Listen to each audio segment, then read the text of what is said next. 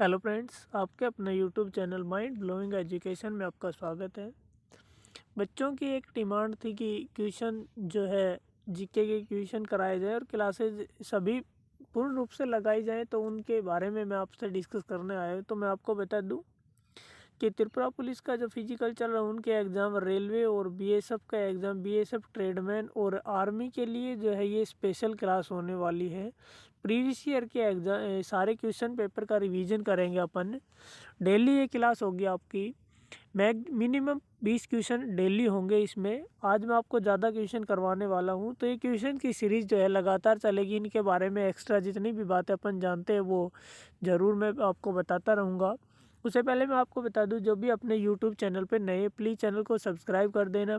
Video अच्छी लगे तो लाइक कर देना, शेयर और सब्सक्राइब कर देना और ज़्यादा से ज़्यादा बच्चों तक ये क्लास पहुंचा देना। जो बच्चा आर्मी की तैयारी करता है, बीएसएफ कांस्टेबल की तैयारी करता है, या 41 एफएडी का जो एग्ज़ाम है, जिनके बच्चे अपने से जुड़े, वो बच्चे एक क्विक रिवीजन, ये एक इवनिंग कैप्सूल इसे समझे और ये ज़रूर लें, क्योंकि ये आपके लिए बहुत ज़रूरी है, परीक्षा के लिए बहुत ज़रूरी है। इस तरह से तो मैं आपको आज ये क्वेश्चन करवा देता हूँ, तो अपन देखेंगे इन क्वेश्चंस के बारे में और पढ़ जानेंगे। तो आप देखते रहना, आपको कितने क्वेश्चन आते हैं उनके आंसर भी इनके पीछे लिखे गए। ये पीडीएफ आपको टेलीग्राम ग्रुप से आप वहाँ से ज्वाइन कर सकते हो। टेलीग्राम ग्रुप के अंदर आपको ये पीडीएफ मिल जाएगी। तो मयूर सिंहासन किसने बनवाया था? पहला क्वेश्चन ये था, साझा।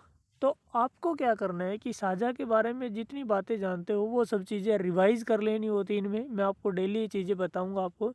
तो मयूर सिंहासन या तख्ते ताउस की बात करें, तख्ते ताउस भी कहा जाता था, ये किसने बनवाया था? ये साझा ने बनवाया था। तो मयूर सिंहासन बनाने वाले कलाकार का क्या नाम था? देखो ये अच्छा क्वेश्चन है। मयूर सिंहासन को बनाने वाले कलाकार का क्या नाम था? तो मयूर सिंहासन किसने बनवाया? शाहजहाँ के शासनकाल में बनाया गया था, शाहजहाँ ने बनवाया था। और मयूर सिंहासन को बनाने वाला कलाकार जो था वो बादल खां था, कि उसका नाम जो था बादल खां था। शाहजहाँ का बचपन का नाम क्या था? तो आप याद करते रहिए, कल से ये ऑप्शन में इनके नीचे सेट कर दूँगा। तो शाहजहाँ के जो बचपन का नाम था उसे क्या कहा जाता था? खुर्रम कहा जाता था। शाहजहाँ के बचपन का जो नाम था उसे खुर्रम कहा जाता था। शाहजहाँ की बेगम का नाम क्या था? शाहजहाँ की बेगम का नाम आप सभी जानते होंगे। शाहजहाँ की बेगम का नाम मुमताज़ था। आपको ये सभी क्वेश्चन एकदम उंगलियों पे होने चाहिए, अच्छे से याद कर लेने। तो शाहजहाँ की बेगम का नाम क्या था? मुमताज़। अब आपको मेरे को ये कमेंट बॉक्स में कमेंट करके बनाना है कि मुमताज़ महल का निर्माण कहाँ किया गया, मुमताज़ महल कहाँ बनाया गया है। आप सभी से ये मेरा क्वेश्चन, आप बताओ कि मुमताज़ महल कहाँ बनाया गया है। तो मैं आपको बता दूं, शाहजहाँ की बेगम का नाम क्या था? मुमताज़ था। मुमताज़ महल भी बनाया गया है। और शाहजहाँ की माता का नाम क्या था? शाहजहाँ से संबंधित ये 5-7 क्वेश्चन इसमें ऊपर दिए गए, फिर उसके बाद और भी सारे क्वेश्चन आएंगे। तो शाहजहाँ की माता का नाम क्या था? तो शाहजहाँ की माता का नाम ताज बीबी बिल्किस मकानी था। ताज बीबी बिल्किस मकानी, ये शाहजहाँ की माता का नाम था।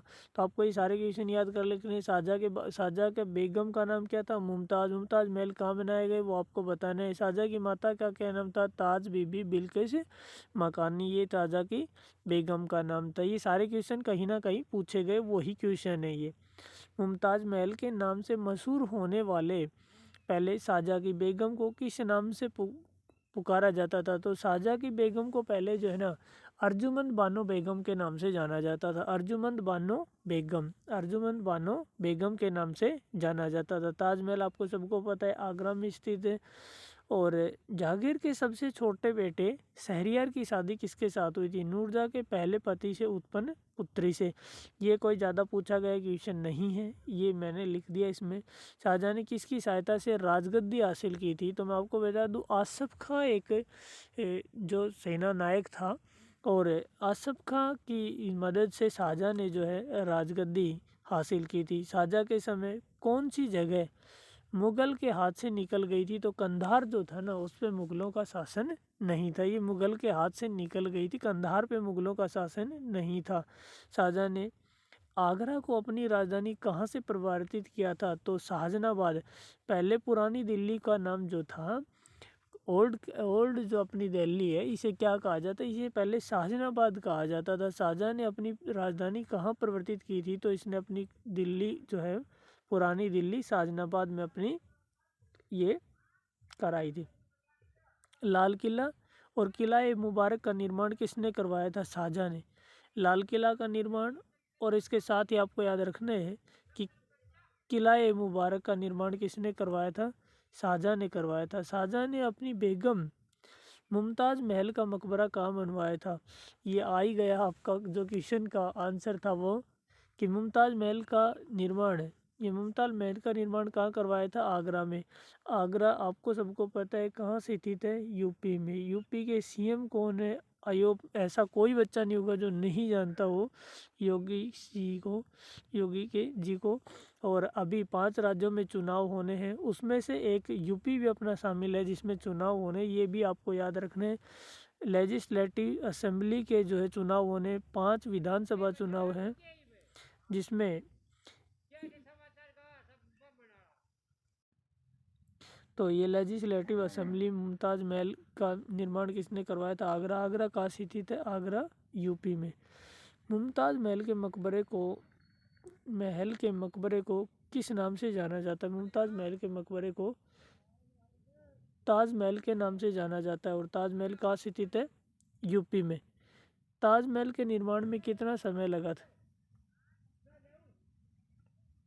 तो मैं आपको बता दूं कि ताजमहल के निर्माण में कितना समय लगा था? 20 साल का समय लगा था। ताजमहल के निर्माण में 20 साल का समय लगा था। ताजमहल का निर्माण कार्य कब शुरू हुआ था? तो मैं आपको बता दूं कि ताजमहल का निर्माण कार्य जो है सन 1632 ईस्वी में शुरू हुआ था। 1632 ईस्वी में शुरू था। ताजमहल के वास्तुविद कौन थे? उस्ताद ईसा खां और उस्ताद अहमद लाहौरी। और इसके बारे में आपने सुना भी होगा कि ताजमहल का जो वास्तुकार थे उस्ताद ईसा खां और उस्ताद अहमद लाहौरी थे। और जब ताजमहल का इन्होंने निर्माण किया, ताजमहल इतनी सुंदर इमारत थी, आपको सबको पता है भी अभी, इतनी सुंदर इमारत थी, तो क्या हुआ कि इन दोनों के हाथ जो है कटवा दिए गए थे, ऐसा इतिहास में लिखा गया। उस्ताद ईसा खां और उस्ताद अहमद लाहौरी ताजमहल के वास्तुविद थे। ताजमहल को बनाने में इस्तेमाल किया गया है संगमरमर कहाँ से लाया गया था? तो ताजमहल को बनाने में संगमरमर का प्रयोग किया गया है। और संगमरमर जो है ना, इसको नुकसान पहुंचता है एसिड रेन से। जो बारिश आती है उससे, जो पहली बारिश होती है उससे इसे नुकसान भी होता है। और ये मकराना राजस्थान से प्राप्त किया गया था। ये मकराना जो है राजस्थान में एक जगह है, वहाँ से लिया गया था। ये तो ताजमहल के ऊपर जो है ना 4 मीनारें भी बनाई गई। ताजमहल के चारों कोनों पर मैं बता देता हूँ आप, इस तरह से चारों कोनों पर 4 मीनारें भी बनाई गई हैं। और यहाँ लिखा है आलिंगन को तरस रही ताजमहल की 4 मीनारें, 2 बाहें शाहजहाँ की, 2 बाहें मुमताज़ की। तो ये कहते हैं कि 2 बाहें तो शाहजहाँ की है और 2 बाहें मुमताज़ की हैं। और ये 4 दीवारें जो बनाई गई है, ये बताया गया कि संगमरमर का जो प्रयोग किया गया ये कहाँ से? मकराना राजस्थान से लिया गया है। आगरा की मोती मस्जिद का निर्माण, मोती मस्जिद किसने बनवाया था? आगरा की मोती मस्जिद किसने बनवाई थी? ये शाहजहाँ ने बनवाई थी। तो आपको याद रखना है, देखो, तो ताजमहल जो आगरा में है वो किसने बनवाया था? ताजमहल शाहजहाँ ने बनवाया था। और मोती मस्जिद भी किसने बनवाई थी? शाहजहाँ ने। ताजमहल भी शाहजहाँ ने बनवाया था, मोती मस्जिद भी शाहजहाँ ने बनवाई थी, आपको याद रखना है। तो शाहजहाँ के समय आने वाले फ्रांसीसी का नाम क्या था? फ्रांसीसी बर्नियर और टेवर्नियर। देखो दोनों नाम सिमिलर है और ये आपको ध्यान रखने हैं। फ्रांसीसी बर्नियर और फ्रांसीसी टर्नियर, ये दोनों शाहजहाँ के समय में आए थे। शाहजहाँ के दरबार में संस्कृत के कौन से पंडित मौजूद थे? कविंद्र, आचार्य सरस्वती और जगन्नाथ पंडित, ये दोनों मौजूद थे। ये नया क्वेश्चन है। शाहजहाँ के दरबार में संस्कृत के पंडित थे ये कविंद्र, आचार्य सरस्वती और जगन्नाथ पंडित। मैं बता दूं फिर से आपको कि इस पीडीएफ का आप अगर क्विक रिवीजन करना चाहते हैं, सोने से पहले इनको फिर से रिवाइज करना चाहते हैं, इसकी पीडीएफ जो है अपने टेलीग्राम के लिंक में मिलेगी। उसमें कुछ आपको ज़्यादा ही क्वेश्चन मिलेंगे, तो वहाँ से आप इसे प्राप्त कर सकते हो। कवि जगन्नाथ पंडित ने किसकी रचना की थी? रस गंगाधर तथा गंगा लहरी की। रस गंगाधर तथा गंगा लहरी की। किसने उपनिषद का अनुवाद फारसी में करवाया था तो दारा सिकों ने। अब आपको बताना उपनिषद की संख्या कितनी है, उपनिषद की संख्या कितनी है, कमेंट बॉक्स में कमेंट करके बताना आपको। उपनिषदों का फारसी अनुवाद किस नाम से करवाया था तो सर ए अकबर के नाम से करवाया गया था। साइमन कमीशन भारत कब आया था तो साइमन कमीशन भारत कब आया था 1928 ईस्वी में। ये शायद मुझे इसमें कोई डाउट लगता है। साइमन कमीशन भारत कब आया था 1920 ईस्वी में होना था। असहयोग आंदोलन की शुरुआत हुई थी 1928 ईस्वी में आया होगा, सही है। सैंडर्स की हत्या किसने की थी तो सैंडर्स की हत्या सरदार भगत सिंह ने की थी। सैंडर्स की हत्या सरदार भगत सिंह ने की थी। और सांकेतिक मुद्रा का प्रचलन, सांकेतिक मुद्रा का चलन जो है किसने शुरू किया था, मोहम्मद बिन तुगलक ने। मैं आपको बता दूं कि सबसे पढ़ा लिखा मूर्ख बादशाह जो किसे कहा जाता है, सबसे पढ़ा लिखा मूर्ख बादशाह किसे कहा जाता है, मोहम्मद बिन तुगलक को कहा जाता है। इसने अपनी राजधानी दिल्ली से दौलताबाद स्थानांतरित कर ली थी। युद्ध के डर के कारण इसने अपनी राजधानी जो है ना दिल्ली से दौलताबाद स्थापित कर ली थी, दिल्ली से दौलताबाद स्थापित कर ली थी। इसे मोहम्मद बिन तुगलक को रक्त पिपासु भी कहा जाता है, रक्त पिपासु भी कहा जाता है। पढ़ा लिखा अनपढ़ मूर्ख भी मोहम्मद बिन तुगलक को कहा जाता है, आपको ध्यान रख लेना है। सहायक संधि प्रणाली के जनक कौन थे, सहायक संधि प्रणाली के जनक कौन थे, लॉर्ड वेल्जली। लॉर्ड वेल्जली को सहायक संधि का जनक माना जाता है। सहायक संधि को सुनिश्चित एवं व्यापक स्वरूप देने व्यापक रूप किसने प्रदान किया था तो लॉर्ड वेल्जली ने ही दिया था। यानी कि सहायक संधि से जो भी संबंधित क्वेश्चन हो तो ये लॉर्ड वेल्जली ही आएगा। सल्तनत काल में भू राजस्व का सर्वोच्च ग्रामीण अधिकारी कौन था, चौधरी, मकदमा या खाते। सलहर के युद्ध में मुगल सेना को किसने हराया था तो छत्रपति शिवाजी ने। छत्रपति शिवाजी महाराजा टर्मिनल कहाँ स्थित है या छत्रपति हवाई अड्डा कहाँ स्थित है, ये आपको ध्यान रख लेना है। तो ये आपका है यूपी में, ये आपका यूपी में है। उसके बाद मैं आपको बता दूं कि सरहिंद का युद्ध कब हुआ था। सरहिंद का युद्ध 1672 ईस्वी में हुआ था। आपको बताना कि चौसा का युद्ध कब हुआ था, चौसा का युद्ध कब हुआ था। चौसा का युद्ध चलो मैं बता देता हूँ, आपको नहीं याद हो तो चौसा का युद्ध 1539 ईस्वी में हुआ था। आपको मेन याद रख लेने कि पानीपत का प्रथम युद्ध कब हुआ था, बताओ पानीपत का प्रथम युद्ध कब हुआ था। दूसरा और तीसरा पानीपत के तीनों युद्ध आपको बताने हैं। सर्वप्रथम लोहा इस्पात उद्योग की स्थापना कहाँ हुई थी तो मैं आपको बता दूं कि बिहार में लोहा इस्पात उद्योग की स्थापना सर्वप्रथम कहाँ की गई थी, बिहार में। अब बिहार के अगर सीएम की बात करें, बिहार के सीएम आपको सबको याद होगा कि वर्तमान में बिहार के सीएम जो है नीतीश कुमार हैं। वर्तमान में बिहार के सीएम नीतीश कुमार हैं।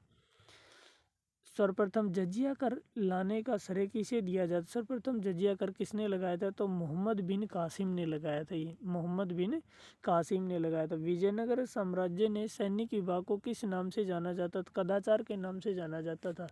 विजयनगर की स्थापना कब हुई और ये वर्तमान में कहाँ स्थित है तो हैदराबाद। और ये दो भाइयों ने बसाया था। मैं आपको बता दूं कि एक का नाम हरिहर था और दूसरे का नाम जो है बुक्का राय था, दूसरे का नाम बुक्का राय था। ये सब चीज़ें आपको धीरे धीरे याद हो जाएंगी जब आप लगातार बने रहोगे तो, अन्यथा याद नहीं होंगी। विजयनगर साम्राज्य के अवशेष कहाँ से मिलते हैं तो ये एमपी से मिलते हैं। एमपी वर्तमान में कहाँ स्थित है, ये मध्य प्रदेश में स्थित है, आपको पता होना चाहिए। तो विजयनगर साम्राज्य की स्थापना कब और किसने करी थी, देखो ये आ ही गया आगे। विजयनगर की स्थापना 1336 ईस्वी में हुई थी और हरिहर और बुक्का राय नामक दो भाइयों ने विजयनगर साम्राज्य की स्थापना करी थी। विजयनगर साम्राज्य का वित्तीय विशेषता क्या थी तो वित्तीय विशेषता क्या थी, इसकी भू राजस्व था, भू राजस्व से इनका काम चलता था। विजयनगर साम्राज्य का सबसे प्रभावशाली शासक कौन था तो राजा कृष्णदेव राय। ये पहला हिंदू राज्य था, राजा कृष्णदेव राय ये पहला हिंदू राज्य था, मैं आपको बता दूं राजा था। विजयनगर साम्राज्य का पहला वंश संगम वंश के नाम से जाना जाता था। विजयनगर राज्य का पहला वंश किस नाम से, संगम वंश के नाम से जाना जाता था।